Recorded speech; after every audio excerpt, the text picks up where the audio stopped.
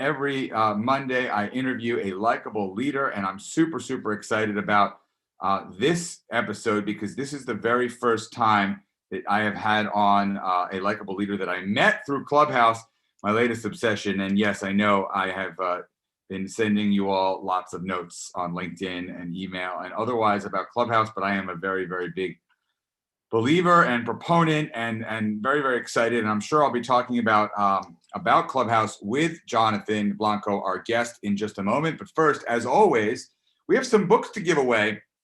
Jonathan doesn't have a book yet, so we're going to give away copies of my books today. The only way to win a book is to comment on LinkedIn or on Facebook or on YouTube. You can ask Jonathan a question. You can ask me a question. You can let us know where you're from, but post a comment, and that's your entry. Every comment is your entry to winning a book. We'll give away 3 books. Christina, my amazing apprentice and business partner now in the Likeable Business Club, and producer of this show, is going to be on the lookout for prize winners from folks who comment. And Christina, you can send me a winner in about 60 seconds. So can't wait for that. Give away some books. Our guest for the day is Jonathan G. Blanco, the founder and CEO of TF Labs, a startup media and management consulting agency leading branding, marketing, product, and technology for growth companies and enterprise corporations. He has a wealth of experience and expertise in loyalty, commerce, retail, tech, Bitcoin, blockchain, crypto. The list goes on, and I could actually give you the whole bio, but I'm going to be relatively brief because we don't have all day. He's also a speaking coach to aspiring presenters and coaches. He coaches aspiring entrepreneurs in building their personal brand. I've witnessed this, of the many, many people that I've met over on Clubhouse in the last 6 weeks that I've been spending time. I would say Jonathan is one of the, if not the most giving and generous people with his time and expertise. It is truly remarkable. I mean, yesterday was his birthday, and I see him like leading all these rooms and giving back value, like literally on his birthday, which blew my mind because we're big birthday celebrators in my house. So he really truly gives, and it's a great pleasure to have you. So welcome to the Likeable Leaders Show, Jonathan Blanco. Great to have you. Thank you so much, Dave. I'm really excited to be here on your show. I've been really, really loving getting to know you here in Clubhouse. You're definitely one of my favorite people here, and you got me good last night. I just got to tell that story. So I was hosting a room called 1 Minute Pitch, 30-second feedback, and so Dave raised his hands and he comes on up, and I was like, so I mod him up because I'll always love what he has to say. And he's like, no, I don't actually, I have a 1 minute pitch. So I was like, okay, sure. Let's get to you after this next person goes. So the next person goes, and then sure enough, Dave goes, oh yeah, here's my pitch. And he starts playing Happy Birthday on a recording. And I was not expecting that. So I really appreciate you doing that, Dave. It was funny and made me feel good too. Made me feel appreciated. I appreciate that. My great pleasure.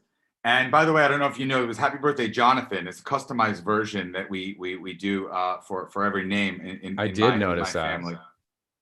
So tell me a little bit about the vision behind Founder Streams. Founder Streams on Clubhouse, Founder Streams off of Clubhouse. What is it that you are looking to do with Founder Streams, Jonathan? Yeah, I appreciate you asking that. For me, I've always just been a big proponent of founders in general. I'm a founder myself, of course. And I'm just very protective of fellow founders, almost like in a mother hen type way. So even before Founder Streams, I've been hosting conferences and events. I've been very involved in my local startup ecosystem for the last 8 years or so. And, as I mentioned, since I was hosting conferences and events outside of Clubhouse for the last 4 years or so, when I got into Clubhouse, I noticed there's this really interesting dynamic. And so whenever I put a conference on or event, there's one metric I'm looking for, and that is, what is the probability of people who come here to become friends or have some sort of external relationship? You can't really measure that, but you see it when people are almost acting like they are long lost best friends. And that's the best feeling that you get when you put an event on. So in my first couple of days of Clubhouse, I started to notice that people had that same experience just in a room. You know, people go in a room and they're like, oh my gosh, let's connect. And you have these really accelerated, amazing connections, which is something I've experienced myself. So with founder streams, what I'm doing, particularly in Clubhouse as well as outside of Clubhouse, is really just trying to be a facilitator of that overall. Sorry, a call was coming in. I'm trying to be a facilitator of that overall, and just making sure that we're really building a unique community that's very dedicated to founders, to the founder perspective, and offering support to them. But again, also being protective of founders as well. Like, you know, we don't like it when people come in and try to oversell things to folks or things like that. You know, we'll kind of squash that right away. So you know, my goal is just to keep building a great community of founders, be supportive to them. And, you know, I think I learn more than anyone. So I have my own reasons as well.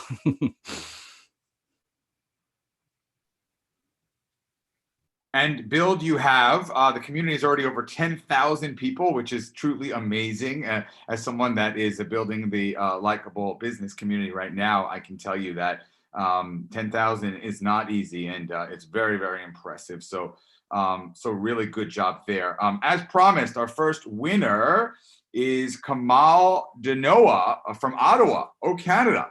Kamal Denoa, congratulations! You've won your choice of my books. Please send me a message with your with your address, private message, and we will get a book out to you. And we have 2 more giveaways, so keep those comments and questions coming, and I will take questions for Jonathan in just a moment. But first, I have some questions for you. You know, I know that you have a lot of different things you have expertise in, and one thing is product management. So talk to us a little bit about the mistakes that entrepreneurs make when it comes to product management, and how they can do a better job in the challenging world of product management. Yeah, I'm so glad you asked this question. Product is so important to me. It's so overlooked for early founders and really founders at any stage, to be honest. A lot of folks misinterpret the role of a CTO or of someone on the tech team at the earliest stage, and really put on a lot of that product work onto that person. So let me kind of break that down for everybody. And so there needs to be someone in the organization who really understands dissecting the business need and the problem into a technical requirement, and being able to translate that and be the steward of that, figuring out the logic, figuring out the architecture. And a lot of that, yes, is a collaboration between you know, the technical person and, say, the product or the founder. But it's not the sole reliability of the CTO. And that's the biggest mistake the founders make. So I have a quick process that I take people through in the idea to product standpoint. And so I'll go over that quickly here. So basically it goes like this: an idea pops into your brain. And so why did that idea pop into your brain? It's because you discovered a problem. Whether you have the problem, you know, someone in your industry has a problem, you've identified that there's a problem. So now you got to think about who has that problem. And once you think about who has the problem, you need to understand, how did they solve that problem? What are they doing right now? Are they doing spreadsheets? Are they doing, you know, a basic accounting manual? What is it? And what are the alternatives? Are they using apps? And based off of that, that really starts to develop your initial hypothesis of what you have to think about. And then you might think about what your solution would look like. How would it be different, et cetera? We're still not building product yet, by the way. We're just doing research. From that point, now what you need to do is start investigating and interviewing. So you interview this target persona that you think it is. And through interviewing that person, now you start to realize, oh, I can refine this even more. And now you have your target persona, your target user that you're selling this or creating this product for. That is what you actually start building your first product against, user stories against that persona. As a user, I want this so that I can feel that. And through there is what you create your design stories and your developer stories. And now you're starting to build product. The problem is that people typically go from, I have an idea, here's my solution, and then they throw it in front of an engineer. And then they're wondering why whatever they built, people don't want it. And that's really that key of the product.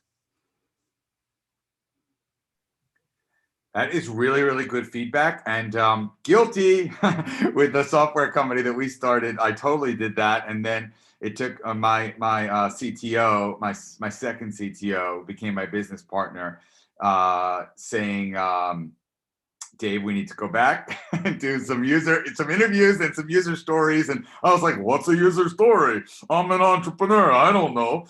So I think you're totally right. Would you say, I mean, at what point do you need to hire like somebody like me? I'm not a product person per se.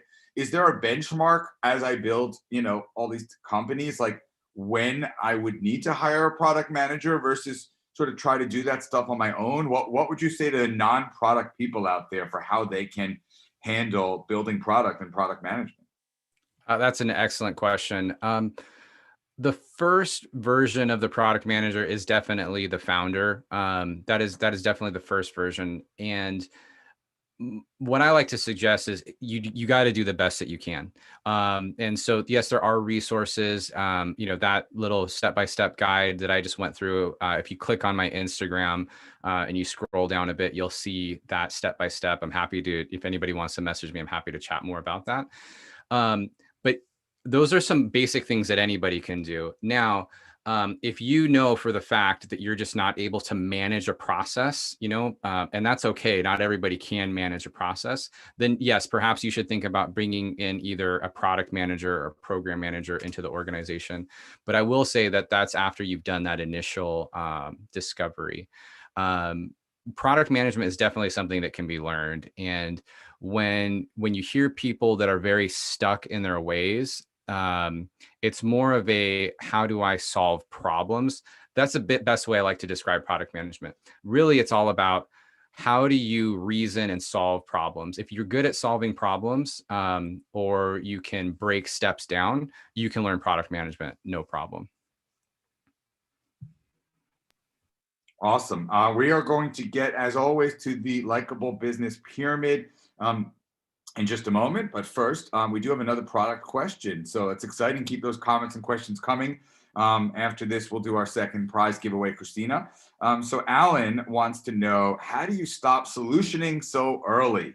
I didn't know solution was a verb, but I think I know what Alan means. And you probably do as well, Jonathan. So to those that are sort of constantly looking for the solution, how do you fight that urge? Oh, wow. That's an excellent question. We're all guilty of it. Here I am telling you about product management, and I've definitely done it myself. So, we've all heard that saying, you don't want to be a hammer looking for nails. And you're right. You don't want to just think of a solution, because actually, let me take a step back. It's okay to have a solution as your initial hypothesis, but now it's up to you to test and stress test that hypothesis of your initial solution. If you end up building the product that your first idea was, and that's what you end up building, it shows one of two things: you're a genius, or you didn't speak to a single customer. So I think you'll know where most of us probably are going to think you're going to sit there. And so the best way that you should go about it, again, is start out with that initial hypothesis, start to test it, see why it's working, see why it's not working, go for the signals of where there's any sense of traction, but not feeling like you have to build out the entire product line. I'll have people that will say like, oh, I'm looking for a developer, and this developer quoted me $100,000 for a full application build, or $150,000. Like, and they're like, is that too expensive? And I'm like, not if it's a full 100% application build, but you don't need that right now. Like, you don't need any of that. All you need is a basic MVP to showcase what you're trying to do, because whatever you think you're building is likely not going to be the case. So start out with a small MVP, whether that's through wireframing or creating, a Google form, or whatever you can do in manual process, and then slowly start building, off of that. And if you think of it in that capacity, not like, what should this be final, you'll do a better job of not solutionizing. Awesome. Thank you. I'm going to shift gears for a moment, but my second prize winner is Teresa Rains from North Carolina.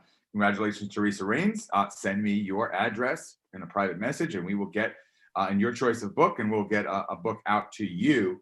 Jonathan, Woo! one of the things that has absolutely impressed the heck out of me is your the inclusivity and diversity that you bring to the table in your rooms on Clubhouse. And I certainly get the sense in the way that you view business and the world. That's something that's really important to me in the Likeable Leaders Club in the Likeable Business Club on Clubhouse, and in my business dealings as well. How do you think about diversity and inclusivity in the work that you do, on Clubhouse, but also off of Clubhouse with higher streams and founder streams? Yeah, I so love this question, and I appreciate you being willing to ask it. It's super important to me. It's probably, I would say, one of the most important things to me. I think the way let me break this down into a couple different facets. My family came to the United States from Venezuela. I don't know if you know what's going on in Venezuela, but it's not a good place to be, especially right now. And I think about every single day how different my life is because I was born here and not born in Venezuela. I'm the only person in my family to not be born in the I'm the only person in my family to be born in the United States.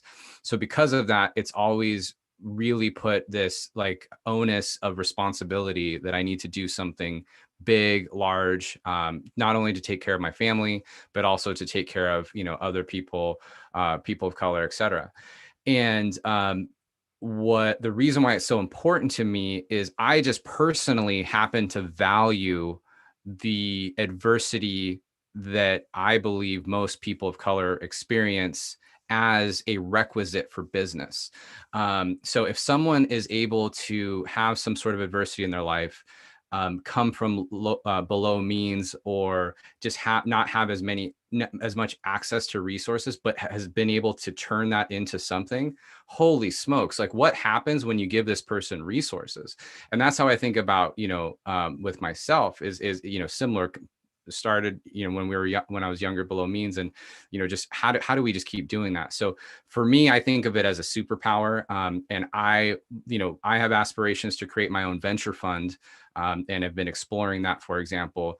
And that's the exact type of entrepreneur I'd want to look for. I think sometimes the way it's viewed publicly is the incorrect way to view it, almost. And I don't think it's for bad intentions, but things like, hey, like we have set aside a portion of our fund as a donation to go to people of color. And like, I'll tell you what, no Latino, no Black person wants a donation. They want you to invest in their company because you believe in their company, right?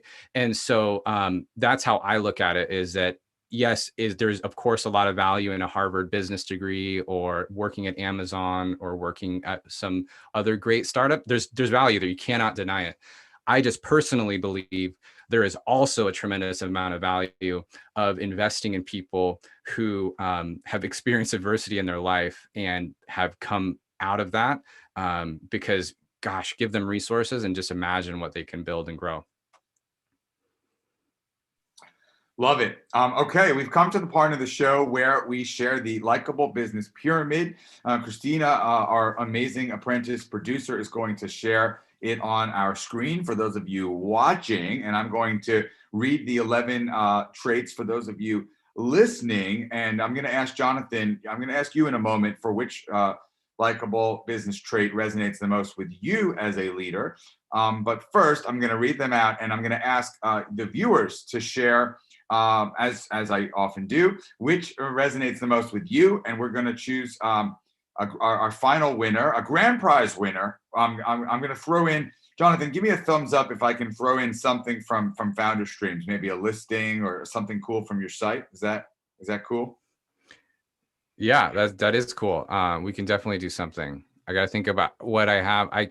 Some swag. I can throw in a shirt, a t-shirt, maybe. Awesome. So you're going to win 2 of my books, and you're going to win a shirt from Founder Streams if you're a grand prize winner. And the 11 traits. Oh, and I think because I love to innovate, here's what I'm going to do too. We're going to try to actually go with the people that are on Clubhouse listening.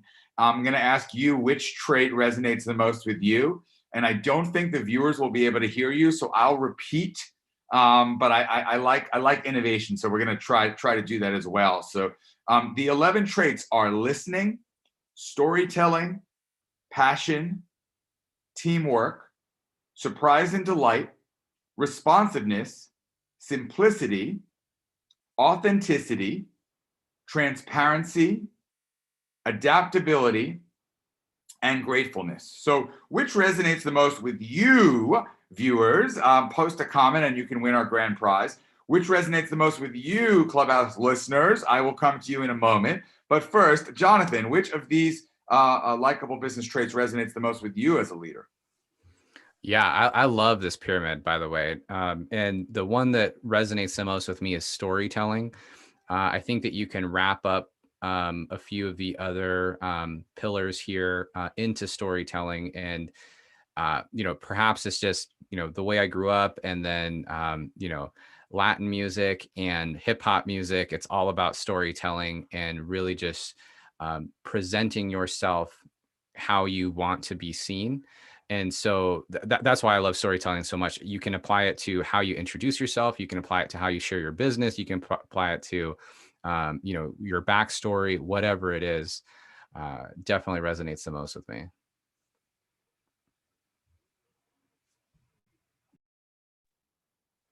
Awesome. Thank you for sharing. And I'm going to unshare the screen. But let's see what our Clubhouse panel wants to say about these qualities. Which of those 11 traits resonates the most with you, Mallory? She may not be with us. See, this is what happens when I try to innovate. That's okay.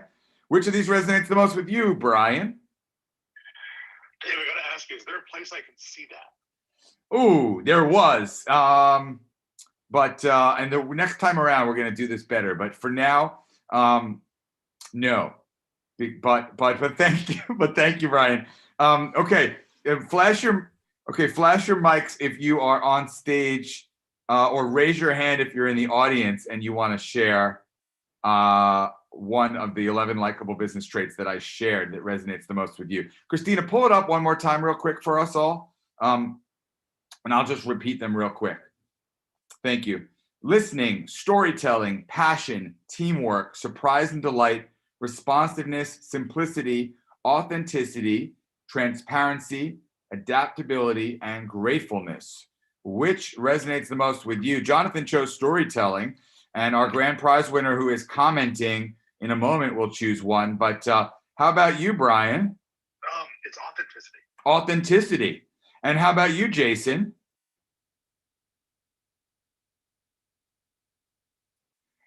Just kidding. How about you, Mallory? For me, it's always listening. Listening, love it. And how about you, David? I was going to have to say between passion and gratefulness for me. Passion and gratefulness. And how about you, Nolan? Absolutely storytelling. Storytelling. And Jason? Yeah, I was going to say listening as well. Listening, awesome. Okay, well that experiment was interesting, but I'm going to go back to you, Jonathan, and we're going to give away our grand prize in a moment. A couple of books from Likeable, from my portfolio, and some swag from Founder Streams and Higher Streams. Let's talk Clubhouse for a moment because it's my favorite topic. How do you see your future business, Higher Streams, Founder Streams, playing out with respect to Clubhouse? How important is Clubhouse to your business itself? Yeah, it's pretty amazing. I've definitely experienced tremendous value from Clubhouse. This could almost be an infomercial with what I'm about to say, but I spend an incredible amount of time on the application, but that's because I've been able to meet one, really great people for really great friendships, fellow founders that I can rely on and talk to and learn from and provide value back to them. Investors that I'm pretty confident are likely to come into my deal. So I'm fundraising for my startup right now. And I've met, a handful. I'm pretty confident I'm going to be able to close my round as a result of Clubhouse.